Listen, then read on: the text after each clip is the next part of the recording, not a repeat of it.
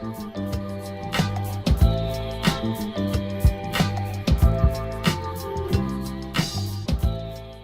little bit about me. I have worked in the corporate world for quite a while. I was in Fortune 500 companies, Fortune 1000 companies, dial kind of companies, large companies, small companies. I've worked for nonprofits. I originally started out in administration and in office work, and then I transferred over into marketing, and I've done web design, built websites, done all that kind of stuff.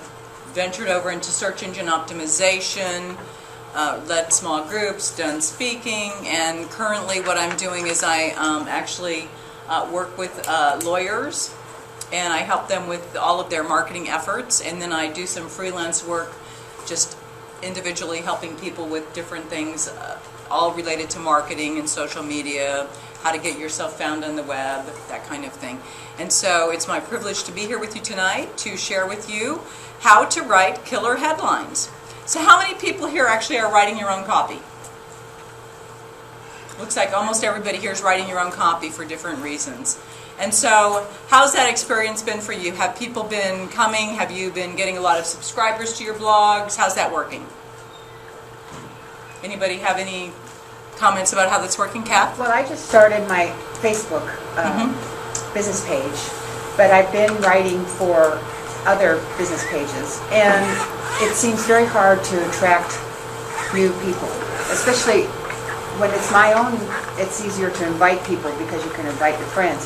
Right. But when you're doing a business page, you're an administrator on another Facebook page, and you don't have access to that person who owns, their friends to access. It's hard to build that network. So I'd really hope that this will help attract more people. I've taken a lot of this material from a particular website, from Brian Jones' website. We're going to talk about effective blogging. And you want to be that thought leader. You want people to want to come to you. This is how you entice them. You entice them to come to you.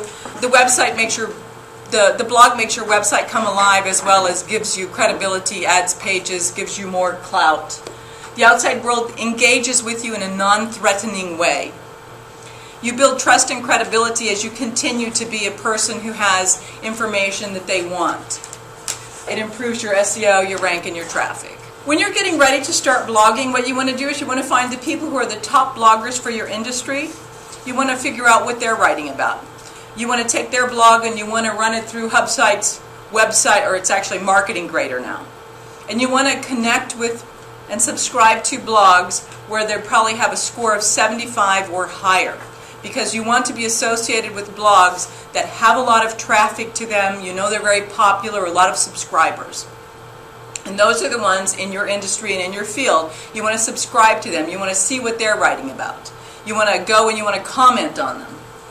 Minimum number of times you should blog, definitely at least once a week. I recommend 3 to 7 times. If you could blog every day, it's perfect. They don't have to be long. They can be short, concise, to the point, get in, get out, get your point made. You need to have at least 300 words to be really indexed well by the robots that go out there and index the pages.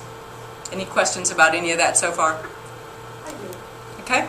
You're saying at least 300, so there's got to be some sort of maximum. I would probably not write more than 600 or 700 words. I mean, short, concise. People don't have time to read these long, lengthy lists. And if you've got a topic where you've got the how-to this and you've got it segmented, make it a series. Break it up into a series. Part 1, Part 2, Part 3. I did that with some of the stuff we did for the attorneys on, home break-ins or home invasion or whatever. It's like, or dogs, dog bites and dog licensing. Also got to remember, the attention span of today's consumer is very short. Video blogs are a really great idea too. If you can do video blogs and intersperse them with the regular blogs, that's awesome. One of the things I'm doing with my lawyers now is I'm having him answer questions. It's like maybe a 2-3 minute video. Transcribing that's the blog. The video plus the transcription. So writing compelling headlines. You have to know that only 8 out of 10 people will read your headline, and of those 10, only 2 will go on to the article. So it's incredibly important that your headline actually captures their attention. It might be the first and only impression that your readers will get of you, so you really need to get it right. Back in the day when I did graphic design and we were in school and stuff, we were designing ads, or with business we were designing ads, we had like the 5-second glance. You had like a 5-second glance for somebody to look at your ad in the newspaper or the magazine before they then took and wrapped fish bones in it and threw it in the trash. You've got about the same thing too with what happens on the internet. You've got just like, a short attention span, 5-second rule. You need to grab their attention with something that catches them. The goal of any good copy is to get the reader to go to the next sentence. So every sentence really needs to be crafted really well. You need to keep it short, concise, on point. These people don't have a lot of time. They've got a short attention span. They're busy. So you'll attract more readers when you have irresistible headlines, and you will simultaneously boost your reputation as an expert and as someone with expertise as you continue to write really well-constructed blogs. If you write for a living, you'll get more writing assignments. These are the 7 reasons why you want to write killer headlines. You'll attract more subscribers. Strong headlines actually force you to deliver better content. If you have a strong headline and you're promising some benefit to the user, to the reader, then you're forced to actually really look at how you're writing that and what you're saying to them. So it forces you to actually really craft your body of your text really well. Killer headlines out your story. They outline your story so that it actually makes it faster for you to write. If you write your story first and then you go for the headline, it's really much harder, because then you have to think of a headline that fits the story as opposed to the other way around. If you have a really good headline, you go, the goal of this is dot, then you know what you're going to write about, and so it almost creates a self-outline. Yes, Bob? And you may get to this later, but as far as the location for the blog, should it be on the home page, or should it be a separate landing page? If you're talking about essentially 1 out of 10 people are actually going to read it. I think that... How are they going to get there? I think that definitely you have a link on there. If you don't have a feed on there, some people have their blog feed, they have a blog roll on their website homepage. Definitely a link. And in terms of physical location, where it lives in the blogosphere, the media sphere, always try to have your blog on the same server as your website. You can have multiple blogs in different places, but really, if you really want to get more indexed pages for your website, you want to have them in the same hosting location. If that makes any sense. Once your headlines are mastered, you'll also be able to create better subheads. And strong headlines actually cause you to stand out among other bloggers. So great headlines speak the language of your audience. People are looking for something. They're looking for tips, tricks. They're looking for ideas. They're looking for ways to make their life easier and faster. They're looking for ways to be happier. So you want to speak the language that your audience is looking for. And then as you speak their language, you also want to embody and incorporate time-tested structures that catch the attention and really deliver that value to the readers. Hubspot, which is a really big marketing company, which many of you may know of, they recommend that you spend half of your writing time on creating a compelling headline. So if you decided to write for an hour, half of that hour is spent just thinking of what is the headline. So you start with the headline first. The rewards for your readers. It's important to reward the readers for coming to your blog because they're spending their valuable time to read your information. So you really want to deliver on what you're telling them you're going to write about. Your headline is a promise to them. And so this is my little thing. It's like stir. You want to stir the reader to action. You want to be specific, timely, interesting, and rewarding. And you want to stir them into action with what you're writing. So the writing process, you want to always write your headline first because that will drive the rest of it for you. You are going to engage them and you're going to promise them some kind of a benefit. Your headline tells them what it is you're going to write about, what it is you're going to deliver. 100 tips to make your life easier, 5 ways to make your home safer. You're actually telling them something that's useful for them. In Ted's case, maybe it's 10 tips to avoid identity theft.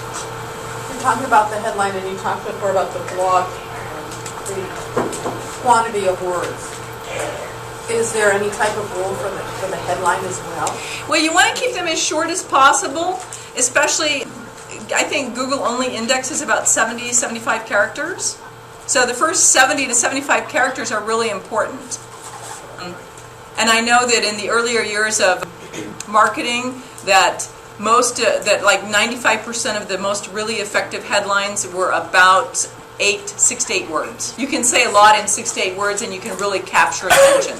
So I would definitely concentrate on the first 70 characters of it to be really what's important. And what about keyword content within those 75? Yeah, we're getting there. Okay. So when you write, as I said, when you write the copy first and then you try to come up with a headline, it's kind of more difficult. You're like reverse engineering it. When you think of your headline first, you really come up with more crisp, clear, concise information. The other thing too is you want to be really explicit in your headline. You don't want to have a lot of implied benefit. You want to tell that reader right away what they're going to get. You don't want them to have to try to grasp at it. It's like, you might get this benefit if you do this. You want to say, build now, save money. You want to let them know exactly what they're going to get. Well, I would avoid some of the more subtle kind of implied in a headline. Professional copywriters for years have used books that they call swipe books, and those are books that actually have all kinds of headlines in them that have been tried and tested throughout the years and years of marketing. There are structures within headline writing that work really well, and so they have these books. They keep them on hand. There's a lot of people out on the internet that will sell you swipe books and so forth, but I wouldn't be suckered in by them. This really good book by David Garfinkel, Advertising Headlines That Make You Rich, this is a very good book. He's a very good thought leader and aggregator of headlines and structures that actually work in marketing. So this would be a good book for you to get. And much of the information in this presentation is from Brian Clark's blog, Copy Blogger, and also from this book. If you're not a professional copywriter, what do? It seems like a daunting task. How many keywords do I use? How long is the title? All of these other things. And so there are a lot of structures that we can use. One of the things is don't decide on your headline too quickly. When you make snap decisions about your headline, you may not get the best headline possible. So you want to brainstorm about it a little bit, because this is important. So maybe you want to come up with 5 or 10 possible headlines before you decide on one that you think will deliver what your intention is. Concludes part 1 of writing killer headlines. In part 2, we will discuss keywords, SEO, the internet and writing, how to construct killer headlines. Specifically, we'll talk about how-to headlines and 7 reasons that lists work. So join me for part 2 of writing killer headlines. And if you're enjoying this video, please take a moment to like the video and subscribe to the channel so you don't miss any of the new videos that are released. Thank you for your time. I really appreciate you coming to the page to take a look. I hope that this information is helpful for you.